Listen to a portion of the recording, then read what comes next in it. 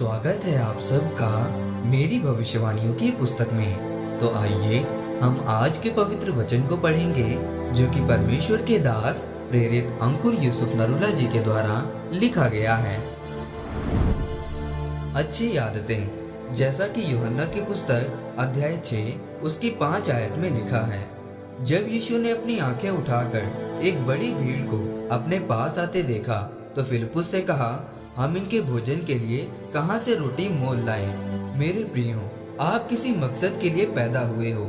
उस मकसद को ढूंढना, उस पर चलना, उस पर बने रहना, ये आपकी जिम्मेवारी है, परमेश्वर की नहीं।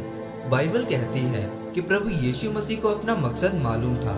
जब वो 12 साल के थे तब वो अपने माता पिता के साथ यरूशलेम में पर्व मनाने के लिए गए, और जब उनके माता पिता वापस लौटने लगे तो प्रभु यीशु मसीह वहीं पर रुक गए।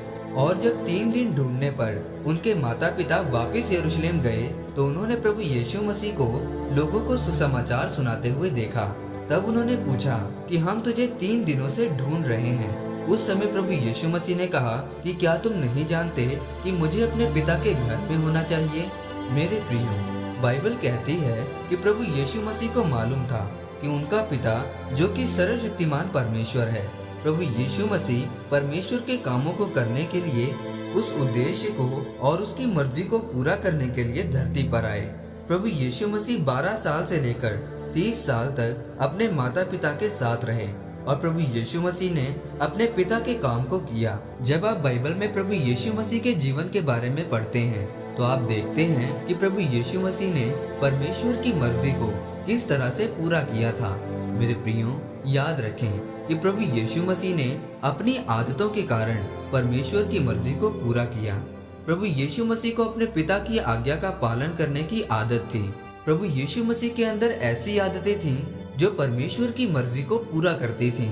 जब प्रभु यीशु मसीह रोजे रखने के बाद गलील के काना में शादी को देखने गए तो उनकी माँ ने कहा, दाखरस खत्म हो गया है। तब प्रभु यीशु मसीह ने कहा, अभी मेरा समय नहीं आया है, और फिर चमत्कार कर दिया।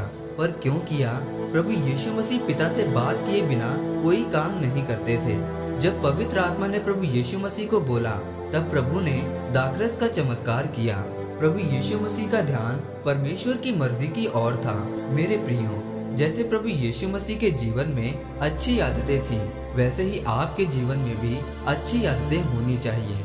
आपका जन्म इस धरती पर परमेश्वर के मकसद को पूरा करने के लिए हुआ है। याद रखें, आपकी आशीष आपके मकसद के पीछे है, इसीलिए आपका मकसद परमेश्वर की मर्जी को पूरा करने में होना चाहिए। अगर हम बाइबल में अब्राहम के बारे में पढ़ते हैं तो उसमें लिखा है कि परमेश्वर ने एक बार में ही अब्राहम के जीवन में अपने मकसद को पूरा किया, क्योंकि अब्राहम के अंदर कुछ अच्छी आदतें थीं, इसीलिए परमेश्वर ने उसे आशीषित किया। मेरे प्रियो, अगर आप भी चाहते हैं कि परमेश्वर आपके जीवन में अपने मकसद को पूरा करे तो आप परमेश्वर के वचनों को पूरा करें और अपने अंदर अच्छी आदतें डालें, ताकि परमेश्वर आपको अपने कामों के लिए इस्तेमाल कर सके। आमीन। आइए इस अंगीकार को आप मेरे साथ एक मन होकर करें। सर्वशक्तिमान परमेश्वर, मैं इस महान वचन के लिए आपका धन्यवाद करता हूँ।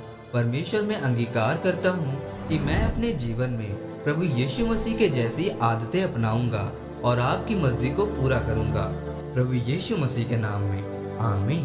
परमेश्वर आप सबको आज के वचन के ऊपर मनन करने के द्वारा आशीषित करें।